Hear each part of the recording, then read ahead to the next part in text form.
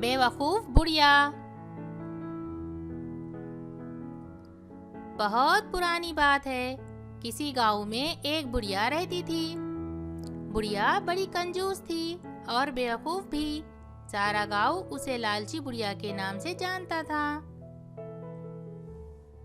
एक दिन एक अजीबोगरीब मुर्गी उस बुढ़िया के हाथ आई। मुर्गी क्या थी? सोने का खजाना था।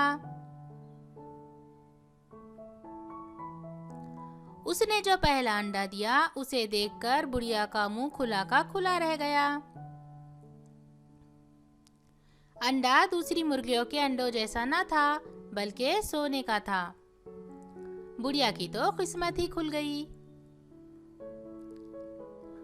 बुढ़िया ने अंडा सुनार को दिखाया। सुनार भी उसे देखकर हक्का बक्का रह गया। फिर ढेर सारे रुपये देकर उसने अंडा खरीद लिया। उसके बाद ये रोज का मामूल हो गया। मुर्गी अंडा देती और बुढ़िया उसे बेचकर ढेरों रुपये ले आती। एक दिन बैठे बैठे बुढ़िया के जी में ख्याल आया, मुर्गी रोज एक अंडा देती है, हो न हो उसके पेट में बहुत से अंडे भरे हैं। बुढ़िया ये सोचकर झुंझुलाई कि कमबख्त मुर्गी सारे अंडे एक ही दिन में क्यों नहीं दे देती। अगर ऐसा हो जाए तो वारे न्यारे हो जाए।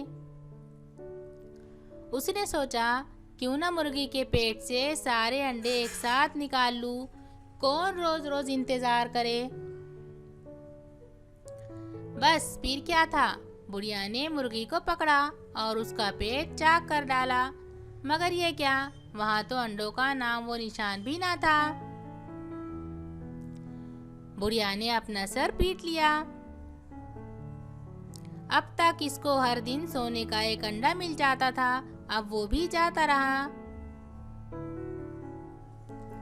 बुढ़िया अपनी बेवकूफी पर बहुत रोई और इस तरह उसने मुर्गी भी खोई और सोने के अंडे भी।